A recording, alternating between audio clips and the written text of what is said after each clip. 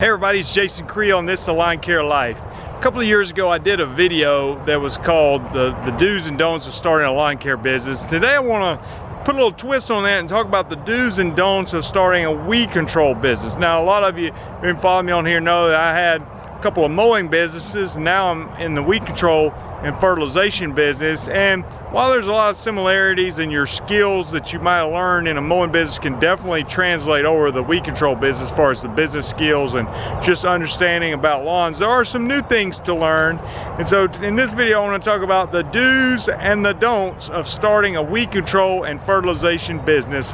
Let's get started with that right now. So let's start with the do's. Number one, in no particular order, is do use quality products. Now as I've gotten in the industry, I've started to understand different strategies that different companies have, and even for myself, you know, there are fertilizers that are cheaper and fertilizers are more expensive. There are cheaper herbicides and more expensive herbicides, and that doesn't necessarily mean that the ones that are cheaper are not effective. You got to use common sense here. There's times when the cheaper product works great, and why would you not use that? It wouldn't make sense to. But what I've found is there's times where you have to pay a little bit more, but you get better control for weeds. So just give you an example, and I'm dealing with warm season grasses, but a couple years ago I started using a product called Spectacle pretty much full time in the fall. It's a pre-emergent, and it has greatly reduced the amount of cool season weeds that I've had in my lawns. Now it costs more than the other product I was using, but I feel like it's worth it. Now why is it worth it? Because ultimately it makes your customers happier, you get more referrals, and it reduces the amount of callbacks you get where you have to go out there and take care of some weeds that were not controlled properly. So ultimately I think it's a good business decision. Yes, it costs more, but I think ultimately it's saving me money or helping me make more money as a business. So number one, do use quality products. And for all of you, you're gonna have to make decisions on that. You know, I wouldn't say you always got to use the most expensive product in every situation, but certain times you got to make a decision for your own business which ones are worth it and which ones are not. Number two, do understand the potential that the weed control and fertilization business has. I think this is something that I remember when I had first started in the lawn business. I was working with a couple of people, and one older gentleman I was working with, and this company was doing some weed control and fertilization as well as mowing grass, and the older gentleman said he did not have an interest in the weed control, and for him it just didn't make sense. He was like, you know, we mow this lawn 30 times a year and we're going to go out here and do 6 or 7 applications for weed control and fertilization. He's like, why would we not put all our effort into the 30 times a year versus the 6 or 7? He's basically saying this customer is going to generate way more money mowing than it is doing weed control. Well, I can't necessarily argue with that point. That is going to no doubt generate more revenue because you're making 30 visits a year versus 6 or 7 or 8 or 9 or how many applications you're going to do. But let's look at it a different way. Once you get established and you have, let's say you have 2 people in your business, or 1 person if it's just you, and you are working 40 hours a week for how many ever weeks that allows for, and here in the South, if doing weed control and fertilization, it's year round. So I mean I can work 52 weeks out of the year if I want to and have stuff to do. Now once I'm maxed out, which one is going to be more profitable?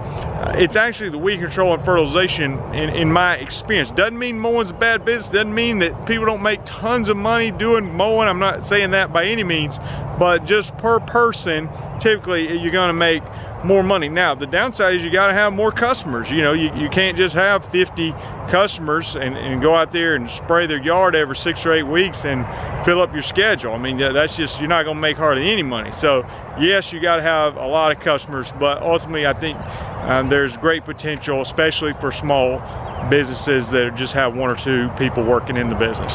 The third thing is do read and follow the label. I mean, this may sound common sense, but if one is the law, you need to read the labels, you need to follow the labels, but you don't want to get out there and just say, well, you know, if kind of that homeowner logic that if not all homeowners, I don't want to say it negative like that, but some idea that if a little bit will kill the weed, I bet a lot will really kill it. You know, if some works good, I bet a lot works great. And so you just get out there and just kind of mixing up stuff without measuring properly, without understanding how to measure, understanding the math behind it, understanding calibration, things like that are important. I've got videos on here that can help you learn how to do that. If you want to check out the channel, I'll just go ahead and put the plug in now to subscribe to the channel, and you'll be able to learn some of those things if you don't know how to do it already. But do understand the label, and you don't always have to go max rate on the label. You know, if it says 2 to 4 pints for this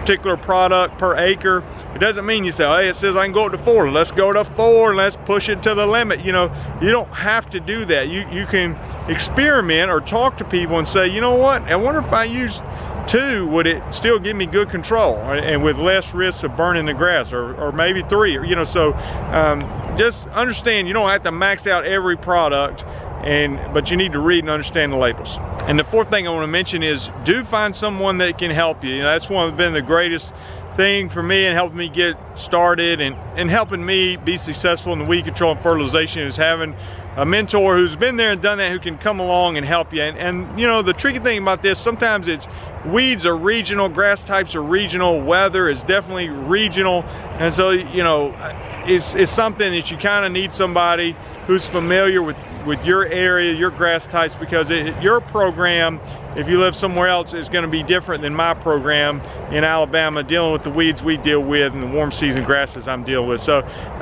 anyway, if you have similar grasses, similar weeds, then obviously a lot of things translate, but cool season grasses and warm season grasses are just very different. The program that you're going to put together is very different, and maybe if you have the same kind of grass but you're in a different area, the timing of applications can be different, and the type of weeds you're going to be dealing with can be different.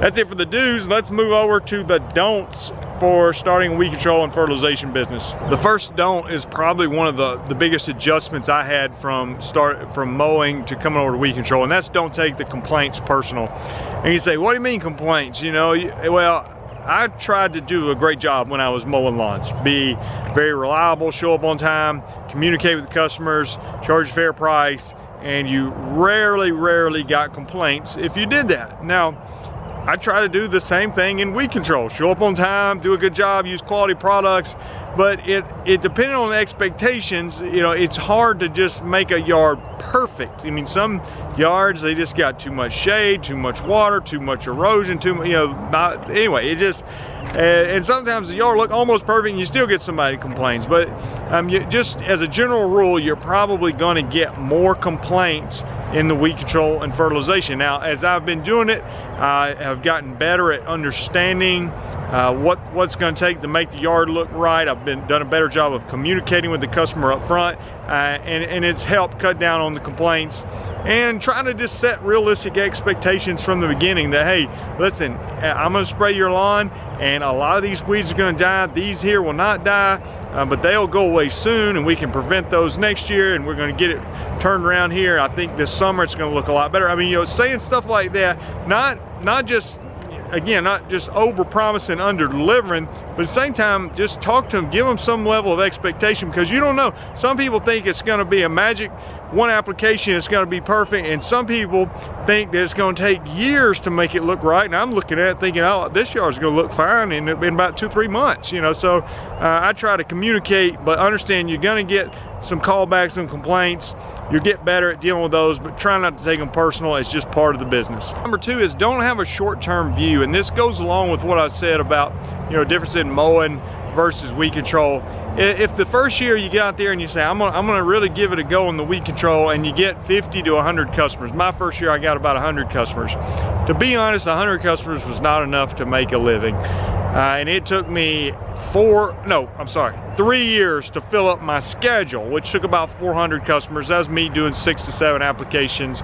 People that do more applications could fill up their schedule with less customers, and you could have a more aggressive marketing plan than I did. I didn't spend a lot on marketing. So but with that being said, you know, just understand you're not trying to just max out first year, but if you can make it, and understand that once you get it established, that the profits can be very good in this business, then, you know, I'm saying just don't have that short-term view that I'm gonna give it a good 2 weeks, and if I don't have, you know, 50 customers, I'm quitting and going back on my lawnmower. If you want to mow grass, then mow grass. That's fine. You can do both. You can do whatever. I'm just saying, if you're gonna get into weed control, understand it's gonna take you a minute to get the thing established. So have a long-term view about it. The third don't I want to mention is don't buy cheap equipment. Now, listen, this is a financial business decision for everybody, whether you're mowing grass and talking about which lawnmower. Of course, if we had an unlimited budget, or if lawnmowers were free, we'd all go get the nicest one, or most of us would. Maybe Bernie Sanders would, I'm not sure. He seems to want to buy cheap stuff. I'm making no political statement here. I just thought that came to my head while I was talking. So, but anyway, I just don't think it makes sense to go out there and buy something super cheap that you're gonna outgrow within 6 months. You know, like a little small spray tank. You know, I got me a 50-gallon spray tank. Well, you're gonna run out in 2 yards and have to go fill up, and then, you know. So I mean, we try to tell people at least get a 200-gallon spray tank. 300-gallon is probably better, but if you know, get what you can afford and upgrade as quickly as possible. But just understand it. You know, I got a really nice spray tank. I get mine from Graham Spray Equipment in Douglasville, Georgia, and it was great. It was, you know, $12,000 or something like that. And you think, well, that's expensive. Well, you know, if you compare it with a lawnmower, which are also expensive, but it lasts a long time and can make you a lot of money with not that much maintenance. So for me, I just went ahead and bit the bullet on the front end and bought a nice one, and it's been great. But if you don't want to do that, you can get a used one, you can get a cheaper one, no doubt. But you know, just don't go super cheap. If you're gonna do it, you just make up your mind, this is what I'm gonna do, I'm gonna give it a go. Then give it a real go, and don't just go in there halfway and then quit because it didn't work out because you didn't really put a lot of heart into it. And the last don't I want to mention, this sort of a life lesson, and certainly in business, but don't stop learning. I remember the first year, and the guy who taught me, he was constantly encouraging me to go back and look at the yards that you spray and just observe what happens. And after a while, you get bigger and established, and you're just trying to get all your applications done. You don't really have as much time to do that. But maybe it's experimenting in your own yard. And when I say experiment, I'm not saying going off label and just doing crazy stuff, but I'm saying observe. I'm going to spray nutsedge with 3 different products and just see which one of them works better. Or I'm going to do a post-emergent on some crabgrass and see which one does better. And just take notes. See what weeds, when you blanket sprayed that application and a lot of the weeds died and these 4 weeds didn't die, why do I keep seeing these 4 weeds that didn't die? They must not be controlled with this blanket application I'm doing. I'm gonna have to use a specialty product for those weeds, and then you figure out what that is and what you don't. I didn't know what weed that was until it didn't die over and over again, and then I learned, oh, that's the weed that won't die, and I learned its name, and I learned what I needed to do to control it. So constantly be learning, adapting, and don't give up on that, because to me, and if that's not your personality, it may not be a good fit for you. But for me, I liked it. I wanted to learn. I wanted to continue to grow in the industry, and it's been a great fit for me. So hopefully these do's and don'ts will help you and give you something to think about. Let me hear from you in the comments. I do encourage you to subscribe to the channel, and if this is something you're looking into, there's some resources available for you at lawncarelife.com. I'm working on a video course that hopefully be out, you know, when it quits raining. I can get time to do it, but putting together a weed control and fertilization video course. But there are some other resources available. But check out the other videos on Lawn Care Life YouTube channel, and I will talk to you guys later. Bye.